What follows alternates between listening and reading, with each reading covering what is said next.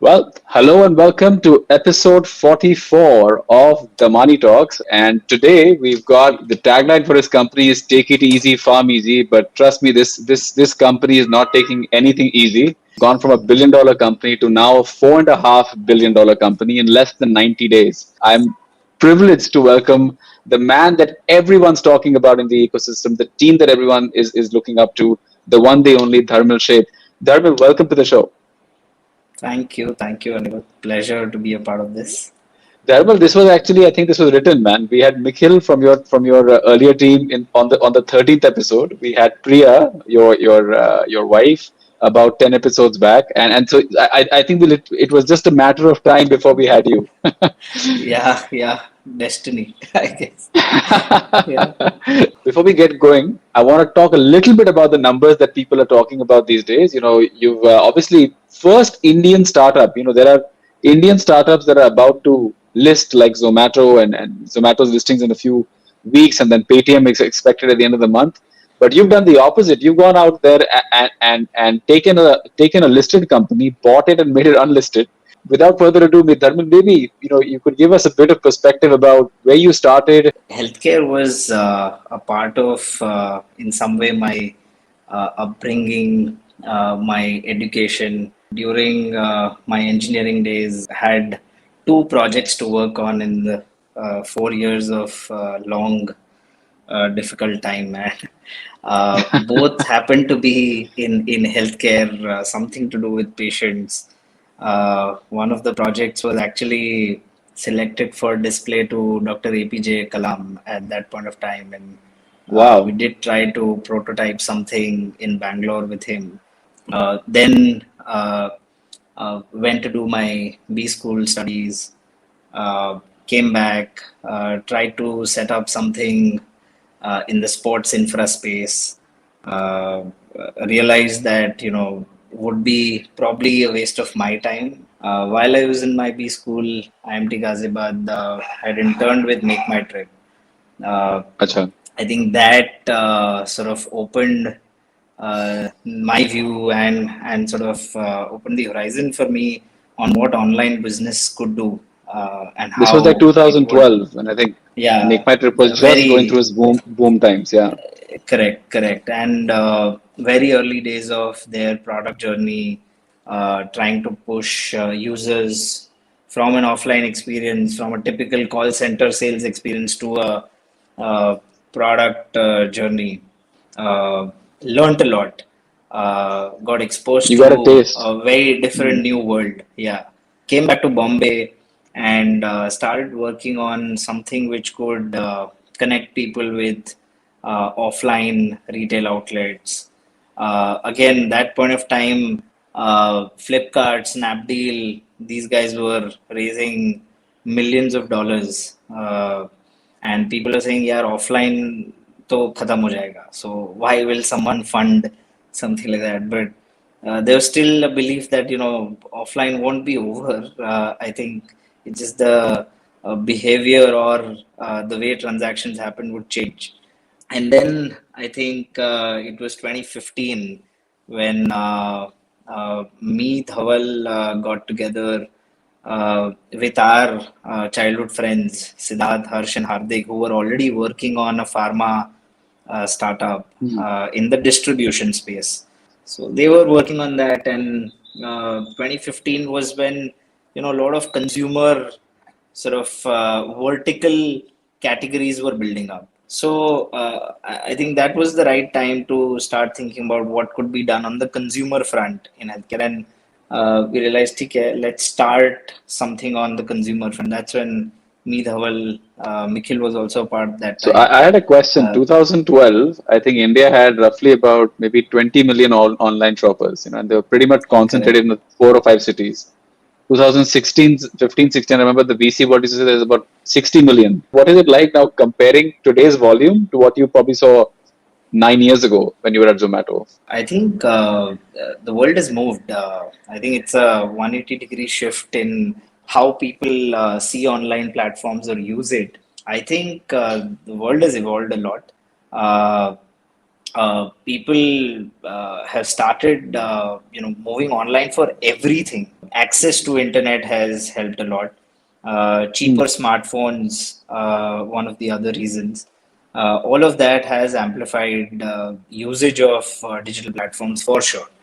And people have also gotten Definitely. comfortable, I think, on both sides. I think on the buying side and on the selling side that you have to adopt this, right? You have to Absolutely. I make think it's making their life easy.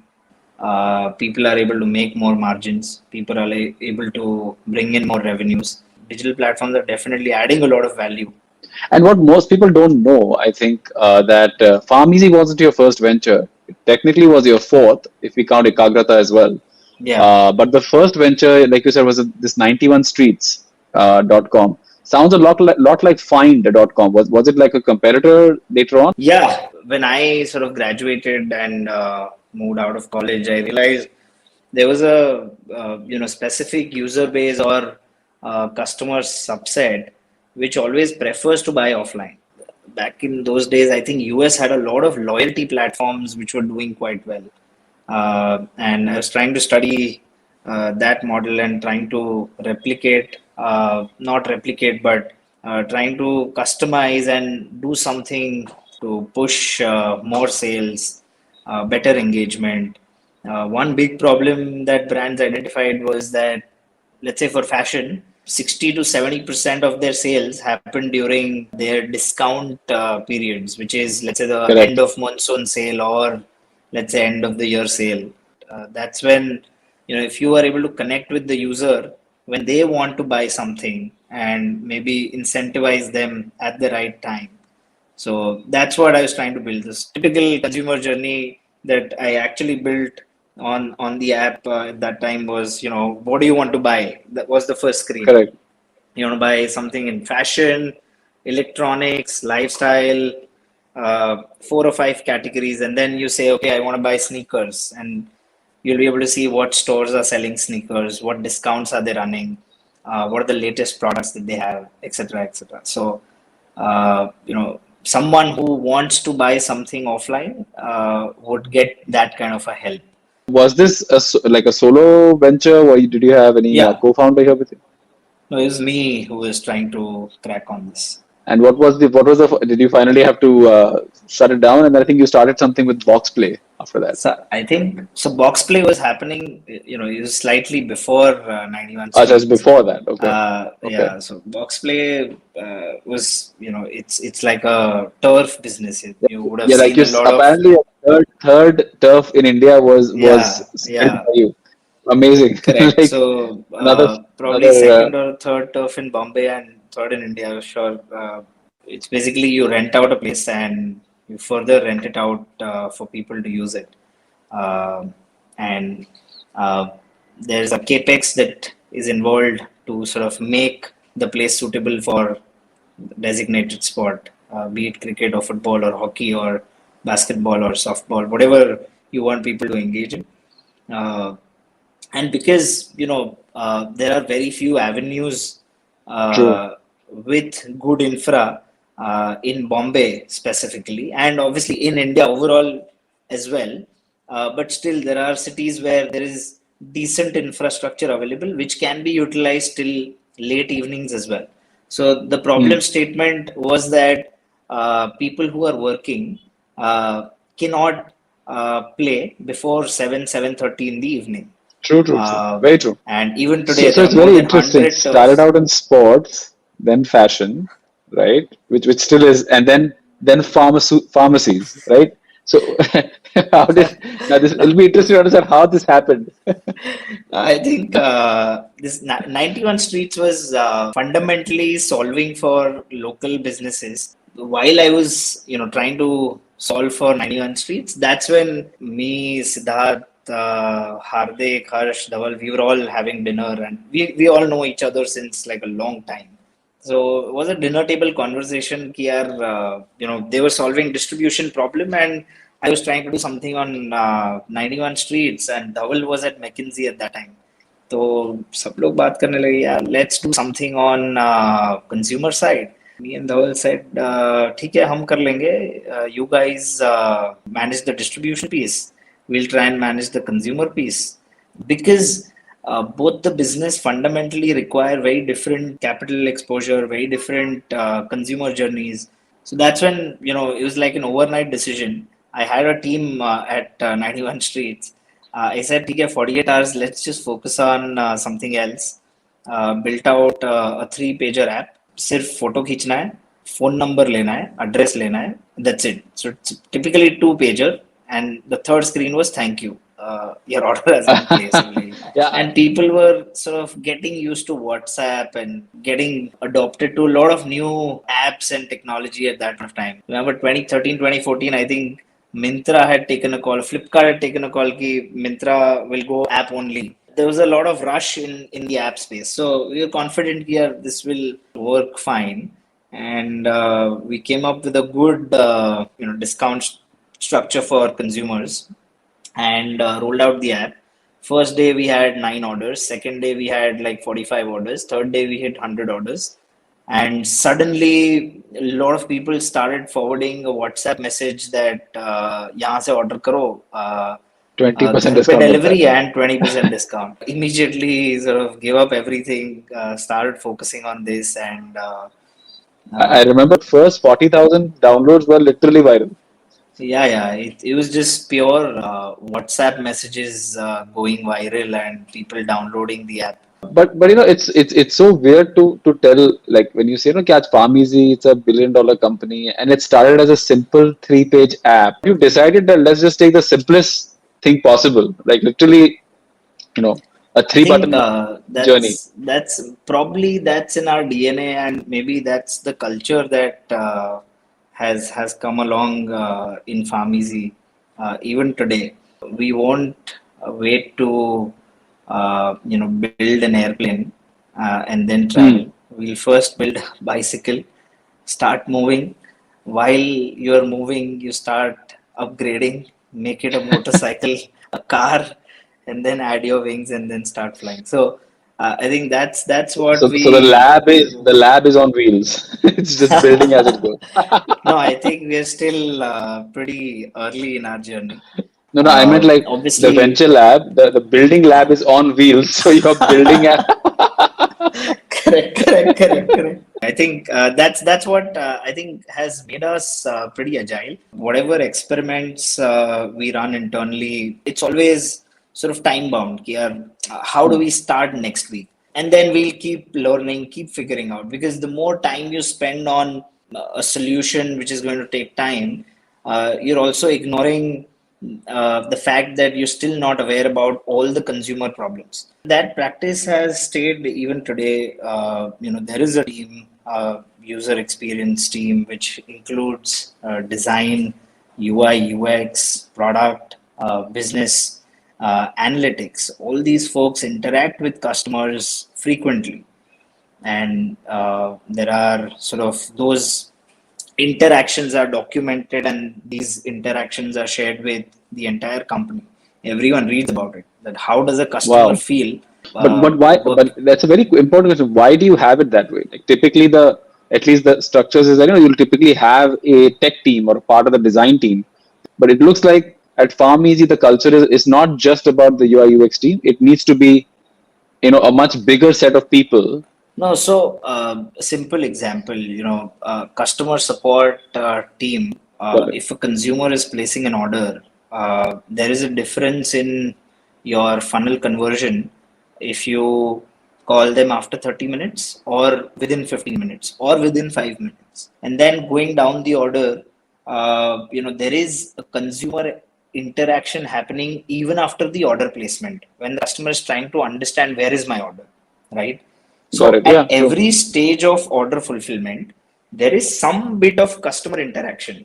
So it is important for every person in the funnel, right from, let's say, the one who's working for growth to someone who's working for retention to someone who's working for customer support to someone who's working for operations to someone who's trying to fill in inventory in your backend. Everyone has to understand consumer problems and design solutions accordingly. If we call within 15 minutes, it's a sort of lower conversion on the funnel. But if we call after 45 minutes, it's a higher conversion. Oh, that's very And this interesting. was quite surprising for us कि यार ऐसा क्यों होगा? But that's the behavior. Oh, for sure. I think PharmEasy's app, and being a user myself, it's very easy. My father uses it, he's the diabetic. It obviously shows that there's been a lot of work done on that. Even for him, it's a relatively easy app to use. So when did you decide? Okay, we're gonna go from this 3-page app. Now we need to start adding more features. I think my push to the product and the consumer experience team today also is that why can't we still have a three-pager app?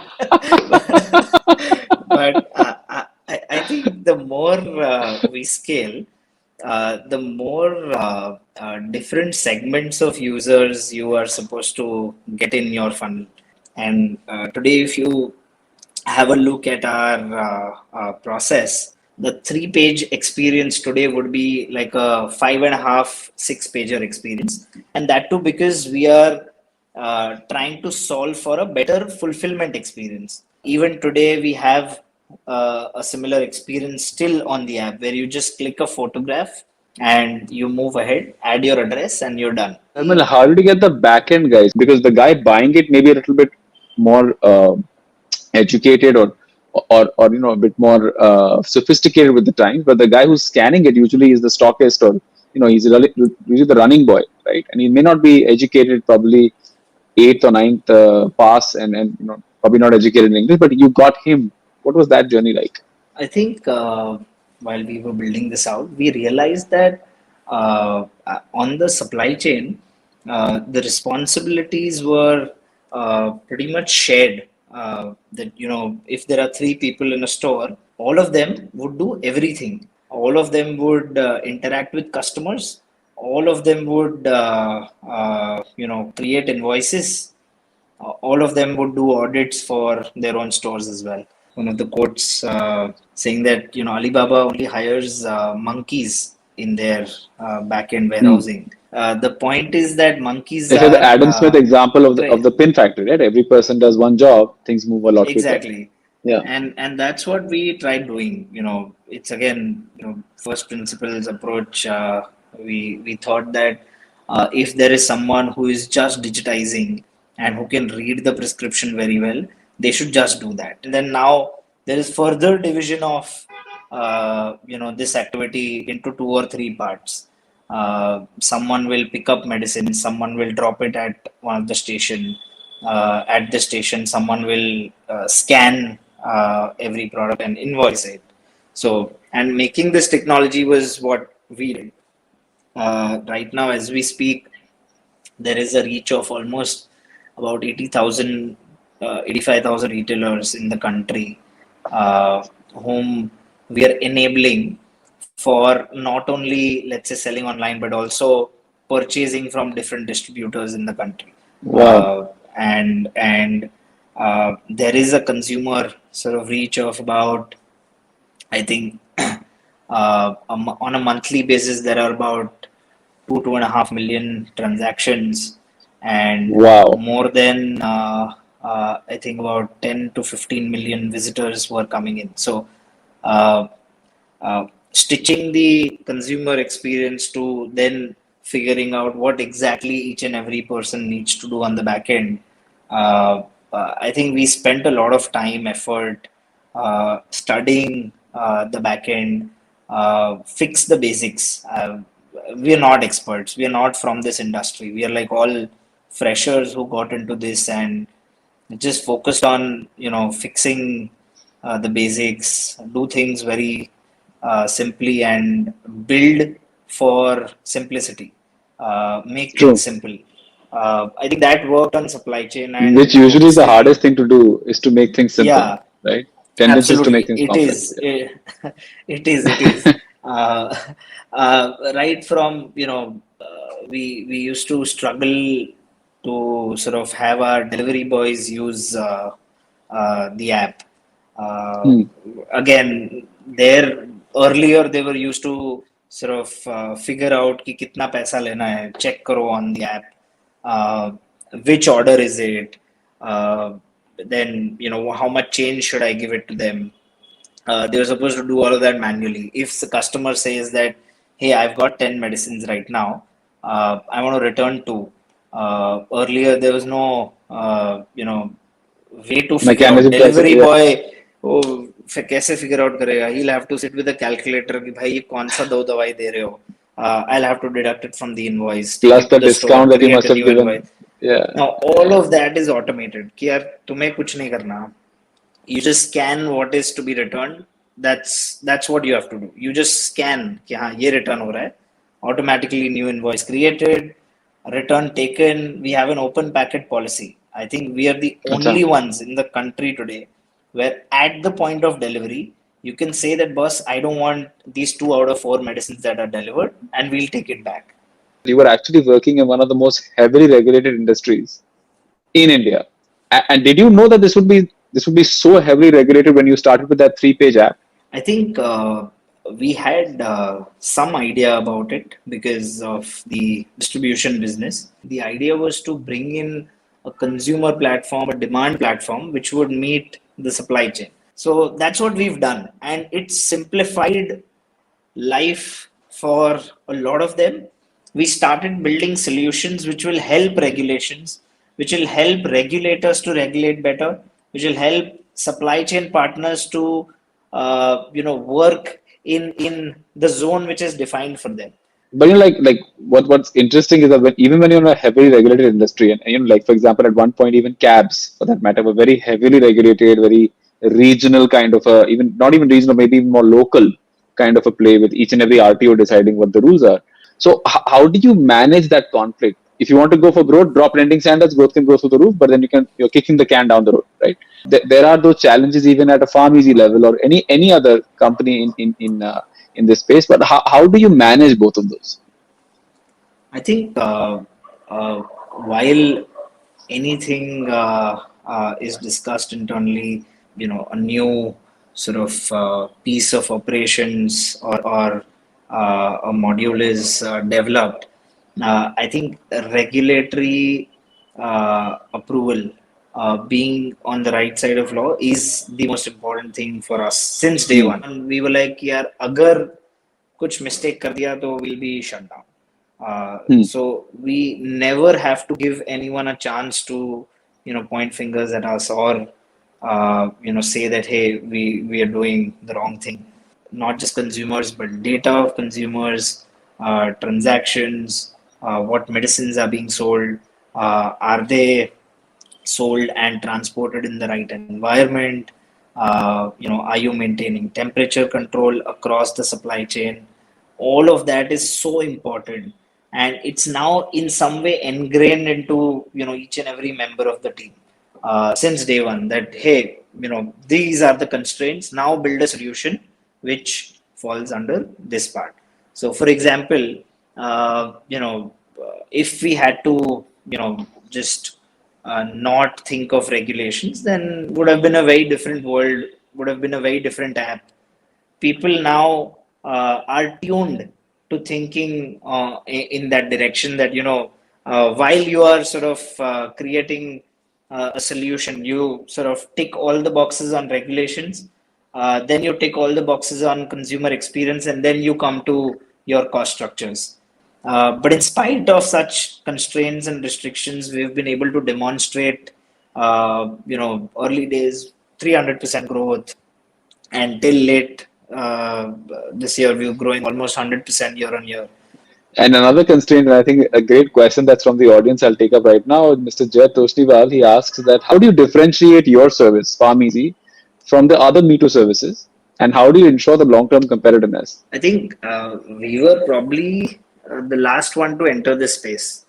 I think 1MG, MedLife, NetMeds, all of these guys started a few months to 6 months earlier than us. We entered the space and started scaling. I think the differentiator is uh, was and maybe will always be the experience that you provide, and that's what sort of makes people stick around. And experience includes, what options do you provide for the Hmm. consumers. So Amazon gives you, 1 crore products on their platform or maybe more. That's there. sort of USP. For us, earlier it was get any and every medicine that you want at one go. You don't have to go to multiple places. You don't have to go out of your house. We'll deliver. We'll give you a better discount, and we'll give you all the medicines that you need. On an average, if you look at any offline store, and Mumbai has a lot of good retail stores as well, and you would Mm-hmm. know that. Nobel Uh, Plus. So yeah. Absolutely, and uh, at best, a retail outlet will be able to stock 6, 7, 10,000 SKUs, not beyond that. Hmm. But there are 200,000 SKUs, right? How will you sort of solve that problem? One store cannot cater to 10,000 customers in that locality, right? True. You'll have to build solutions which will help them, and that's where we came in. That boss, this is a platform which will get you all the medicines. Now, once the medicine problem was solved, we always wanted to solve for the patient journey, which is Hmm. going to a doctor, going to a diagnostic lab, getting yourself checked, getting back to the doctor, getting a feedback on your report, getting on a medication, and then having frequent consultations and then change in medications. Now, this entire space of OPD is what we wanted to crack. The highest spends of a patient happens in pharma, and that's what we sort of tried to solve first. Once we sort of got confidence that, okay, this one looks to be a decent experience now, that is when we started doing diagnostics and doctor consultation as well. So that's where we are. And idea is to lock in the customer with all the OPD services and obviously providing the best experience within each of these services. I think that's what we are focusing on. And the differentiator will be who provides a better service, right? True. Uh, it was the same restaurant delivering food to your place, but still now people are using Swiggy and Zomato because there is transparency, there is reliability, there is a better service. So I think that's what it is. In the end, it boils down to that. So we'll just focus on getting the entire catalog in place to manage the entire consumer journey and keep improving your service for them. And interestingly, like, as obviously as you grew, one of the things that I've also seen is that, your first round was straight away like a $5 million. It was almost like at that time in 16 would have been a Series A, right? You didn't have any seed, and that whole pre-series journey was not really there. It's straight 5 million with Accent, Bessemer, Orias, and other investors coming on board. Any reason why you didn't raise money before that? I think we did raise from a family friend, and Hmm. it was like a just a conversation with a couple of family folks and a friend who said, "Hey, I'll do the seed round," and we said, "Okay, let us give it a shot." And then 3 months down, we realized this will be big. So then we did not approach a lot of folks. I think the first three people we met, I think we got a term sheet from them. So we never What, sort of what were you had telling to. them? Because I think anybody listening right now is going to be like, first three people you met, you got three term sheets. What were you telling them? No, I think we were just talking about what you're doing. And I think maybe the space was good, and maybe the team was having the right mix of whatever skill set was needed at that point of time. And we understood the space somewhat better than Hmm. maybe others in their respective categories. So I think that's where people got confidence, and we were able to raise funds. Uh, So that's when 5 Series A million happened. into, yeah, 5 million 2016, 16 million 2017, 30 million 2018. You were actually doubling like the stock market, right? Like, and then 50 million Yeah. again in 2018, 220 million in 2019, and then 2021 you've already raised 650 million. So you've raised over $1 billion in the last 5 years, right? If you count everything together. But consistently, and I know this because I mean, I've known PharmEasy for a long time, but this money is not burn money. You're literally running this money is just to go after growth and get deeper and deeper and deeper, which is a very different way of fundraising. But just to name some of the investors already on the cap table: Accent, Bessemer, Orias. Then you've got Eight Roads, you've got Temasek, you've got Tiger, who's also joined. You've got Kotak, B Capital, TPG Growth, Think Investments, and so on and so forth. What are they all? Because now let's say, what is PharmEasy now? It was a 3-page app, but today PharmEasy is a bunch of things. It's got MedLife, it's got PharmEasy, it's got the Thyrocare acquisition, obviously bringing on board diagnostics on board. So if we have to define the elevator pitch for PharmEasy now, right? Imagine you're back down to a startup. What's your elevator pitch? I think we're trying to manage the OPD journey for a patient, which is a pretty large industry. And if you look at the size we are and where we could be in the next 3 to 5 years, I think there's a crazy large opportunity out there. Pharma is probably a 20 to 22 billion dollar industry. Health and wellness products is another probably significant similar size, maybe about 10 to 15 billion dollar industry. Doctor consults is again a large opportunity. Diagnostics is probably a 5 to 8 billion dollar industry. Wow. All of these are sort of unorganized.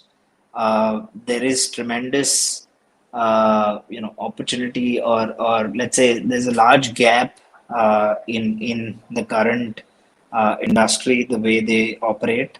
There is a huge space for someone to come in and solve a lot of these problems.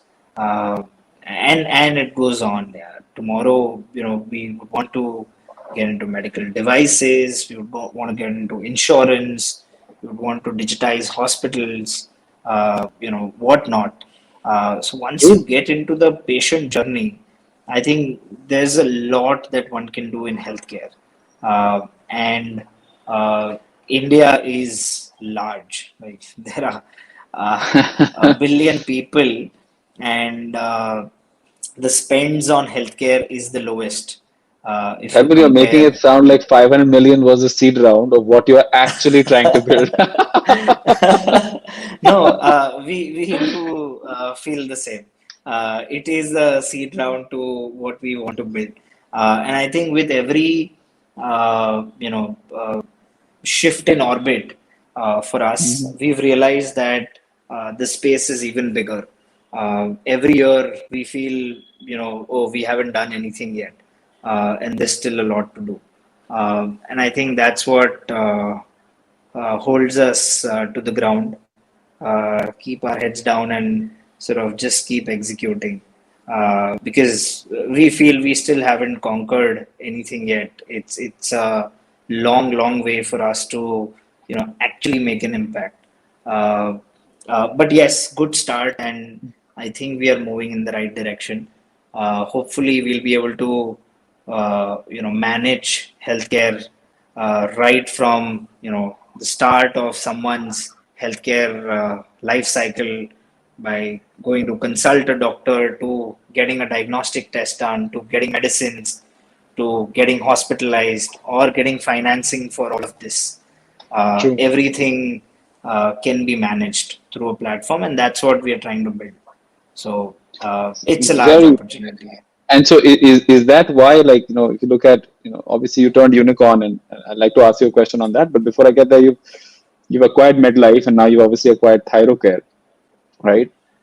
Did did you imagine 5 years earlier that there's a company called Thyrocare, obviously, Dr. Velumani, known, I mean, great entrepreneur. Then 5 years later, you're going to be writing him a check saying, you know what, I'm acquiring your company, and now, you know, you're I part of us. I How think did that happen? Like, what a great. after I think people won't believe and people don't believe, but it was a process, or day one to end of transaction, less than 25 days. Uh, I think it was just crazy. We met Dr. Velumani. Obviously, we'd heard of Hmm. him a lot of times, and being in healthcare, we had heard him in different talk shows and different interviews. We were always so inspired by the way he thinks, the way he talks, the way he expresses. Uh, After meeting him, we were literally very confident. And forget everything else. We said, this guy, we need to partner with him. That was the outcome that we wanted. Come what may, whatever be the end result, we don't know whether the deal will go through or not go through. But we need someone like him to keep guiding us, keep mentoring us, and just his way of looking at things in healthcare, very, very inspiring. Uh, from day one, we had a simple intention that, we want to do something in diagnostics. We were looking at a few assets. One of them we were engaging with was a local player, was pretty decent in size, but then a lot of back and forth happening while we were trying to crack the deal. But then when we met Dr. Velumani, a pretty straightforward rock star, that boss, yes, this is me, this is my team, these are the numbers. Go audit, go do any sort of diligence you want, and let's see how quickly we can do this. We told him that we'll come back in 30 days, but we completed the entire process in 14 days. So uh, Wow. uh, I think it's a great business. It's a great infrastructure that is built at the back end. Uh, People probably don't know much about Thyrocare yet, and we'll actually do a lot. There's going to be a lot coming in the diagnostic space.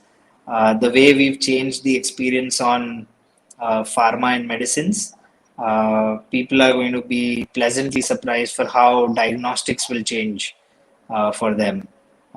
So It's lots will truly happen. amazing, like, this whole story of PharmEasy, right? I think there should be a book on it one day, and I'm sure there will be. Yeah. Uh, I you think know, the way, at least the five of us, the way I think people call it the Gujju gang, Ghatkover Gujju gang, we're all from Ghatkopar Ghatkover. Gujju. I think we always had something in mind. Yeah, ऐसा कुछ करेंगे, but obviously never went behind it. But then it was all building up towards that. So I Can think you there's imagine a this lot kind of more. numbers? Like today your company, and not even counting your stake, but let's say your company today is worth 30,000 crores, right? And growing, right? I'm sure, like, there are things you cannot reveal, but there's going to be bigger and bigger rounds, and crazier and crazier things happening. There's a lot of single billion, $2 billion check writers that have not come in yet, right? Or the ability to Yeah. come in even now, and you know this could become like a really, I mean, this has the potential of being a double decacorn. It could be a $20 billion company. The way if you're talking about that journey of so many markets, because insurance itself could be bigger than all of your markets combined, right? And that's a huge Absolutely. space, completely untapped, right? And I mean, this could be a $20 billion company. And like, have you guys ever discussed, like, just stargazing, dude? How big could this become? Like, like having a drink or something, We or used having dinner, to like, have, so one of our one of our very early investors and one of our favorite mentors, he used to tell us कि $1 billion बन जाओगे तो I'll treat you all at one of the restaurants in the US. तो हम सोचते अच्छा. थे यार क्या बोल रहा है यार का $1 billion कैसे क्या बनेगा lollipop they. And then when it happened again, like I said, we always move to a new orbit and suddenly realize that, we haven't done a lot yet. So while we turned a unicorn, but still, it feels like, there's a lot to do and there's a lot to work on. So uh, But did you guys have a small obviously we celebration? not yet. COVID Because has you ruined yeah. ruined that part of Don't let that our investor story. exit until he gives you the dinner. I'm telling you, after you exit, तो We US are का not trip नहीं letting होगा. him go. Not letting him go anywhere. But yeah, we keep But dreaming about this now. Okay, it will happen. I think it has the potential, the kind of pieces that uh, a platform should have. Uh, I think PharmEasy has the right ingredients now to, make it big. I don't know how much time will it take. Maybe it'll hmm, take 3 years, maybe 5 years, whatever it is. But it will sort of be there. That's something we are now pretty confident about, and we want to do that. We want to make it happen, and that's for the better of people, for the betterment of this country. We need to work on healthcare, and that's something that we feel motivated about. We have to solve these problems. If we won't, who will? who will? Correct, correct. That's the at least thought that we are moving ahead with. So there's a very interesting question. What's your perspective on founders' stake as the company scales? Obviously, it's coming down. It does, but it's not the primary thing. I think the first and foremost thing that one needs to solve for is, what does the business need? If you are wisely sort of solving for the business, founder stake will be taken care of. And obviously, ensure that not only the founder, but also all the stakeholders, investors create value in the journey. It's a team game, right from your consumers to your stakeholders, your investors, and you. Everyone needs to Hmm. be incentivized in the journey. Very true. It's a very interesting question because and I always come back to what Mark Cuban says. Right? It's better to own 10% of a watermelon than 80% of a grape, right? And essentially, if you Correct. make something massive and huge, and I think that also comes back to my next question, right? Because obviously, when you're acquiring companies, you're once again diluting stake. You have to obviously give some stake over to Dr. Velumani, you have to give some stake over to the MedLife founders. What's the decision for a founder? When should I build and when should I acquire? I think there is time value of money as well. Do you have what it takes to build that? That's number one. And do you have enough time to build what people have built? But it's not so easy. What PharmEasy has done, or what 1MG has done, or what Swiggy has done, a lot of people with a better app building capability, or maybe a better supply chain capability, would have tried doing this. But probably they did not have the right mix of the team, and Hmm. hence did not make it happen. And if you buy that, how will it accelerate your growth Hmm. and put you into the next orbit? So I think that's a call that everyone has to make. We had a lot of options, or I would say a lot of opportunities 2 years back Hmm. to do something, to buy something, but we thought it's not worth it to buy at that point of time. We wanted to scale, reach to a certain point, and then do things. At the right time, we picked up the same conversation again and then started figuring out. Obviously, Thyrocare was something we had not thought of. We were looking at much smaller players, but then it just happened. PharmEasy to you is not just a company; it is actually serving the people. And you run this thing called Ekagrata.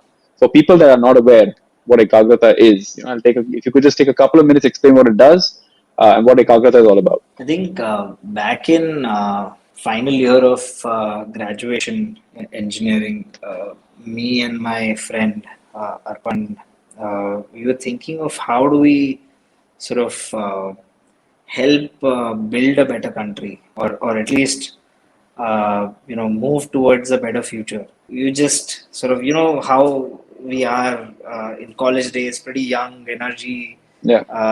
and feeling very, very angry about, all the wrong things that are happening around. We were actually early avatar of Aam Aadmi Party in Acha. Bombay. We were also trying to be a part of that. कि यार कुछ करते हैं, कुछ करते हैं. But then very soon realized that only education will sort of solve this Mm. country's problem. Even today there is some sort of monetary support that we are providing for kids to uh, have a better education, better experience of education. Every weekend we used to take them out to our society, make them meet our friends, show them what technology does in today's world. We used to take them out to watch movies. In some way, then relate all of that back to education. That hey, we are able to do that because we are educated. If one educated person can educate one more, True. I think the country will be a much better place to live in. Ekagrata today still exists. I believe is it an NGO now? Like it is a proper Yeah, registered yeah, it NGO. is. It's amazing, Dharmil. You can actually feel the need. Like, it's like a burning desire to do something for the country. And I think the last question before I take you to rapid fire, and again, but the question that everybody wants to ask: Zomato's having an IPO, Paytm's having an IPO. They're talking about Oyo having an IPO. Shiv Sagar Singh, he asks, any plans for IPOs in the future? No, definitely it's on the cards. It could happen in 12 months, 18 months, 24 months. Great. Definitely. So I know. I mean, trust me. I wish I could keep you here for another hour and a half. There is questions just flowing in, but I do want to take it to rapid fire very quickly. I'll take you through about 8, 9 questions. Sure. Whatever first comes to mind, just answer it, and then obviously, if we get into a good tangent over there, you can go a little bit deeper for 30 seconds. So, if you're ready, are we ready for rapid Sure. fire? Yeah, yeah, yeah. First question: Elon Musk, Jeff Bezos, Bill Gates, and Donald Trump are coming home for dinner. What is the plan? Pick Bill Gates' brain, wait from Elon Musk, and go along with Jeff Bezos for a side table conversation. For, What's Trump doing the I don't entire know. time? Looking for a Yeah. burger. When do you get your best work done? Are you a morning person or night person? Night person. And I know this is a very difficult question to ask you in the middle of mergers and what you're doing, but if you could go anywhere in the world right now, where would you go? I would go to space with Jeff Bezos. Right. What's the first name that comes to your mind, Dharmil, when you hear the word successful entrepreneur? What's the first person who comes to mind? A lot of Indian folks, like I think the entire Infosys gang, Hmm. Narayan Murthy, Nandan Nilekani, Chris, yeah. Azim Premji, Dhirubhai Ambani, Bhavish Agarwal, Swiggy, Zomato, Yeah. Flipkart, Who's your favorite superhero? Iron Man. And Yeah, why? Why Iron Man? because he's self-made, as in Hmm. it's not some supernatural power that he had. He built it. One piece of advice you have for founders about fundraising. I think just keep it simple. Just focus on the business. You solve the business, your fundraising will be solved for. Yeah, I think once you figure out the business, it just seems that the fundraising becomes infinitely easier. When you were 18, what's one piece of advice you would give to your 18-year-old self? Start early. Whatever I've done in my life, I think if I could teleport myself, maybe go to college earlier. You could very well study all of that earlier in time. Start a business earlier. Get exposed to work earlier. What's the worst piece of advice you've ever received? You may choose not to name the person. Someone had told us that solve for margins and turn the business around. Consumers and all of that will be solved for. That one day we were very seriously thinking, focus just on profitability and screw the customer, or should we serve the customer better and maybe scale more? I think that got us thinking, but then we realized we were idiots to sort of even spend time on thinking about And that. So, entertain. uh, Yeah, so if there's no customers, there's no business. very true. That's I think the worst advice that we ever got. And I think the last question that I have for you today would be that uh, you're a big reader, from what I understand. You do read quite a bit of books. Not much. Like any entrepreneur to do, like maybe a book, a podcast, or a show to watch or Oh, I follow. think Like, definitely podcasts, interviews, read about what people are doing around the world. Medium as a platform has a lot of authors, very good hmm, articles. There's TechCrunch, which again sort of helps you stay updated. I try to meet a lot of people.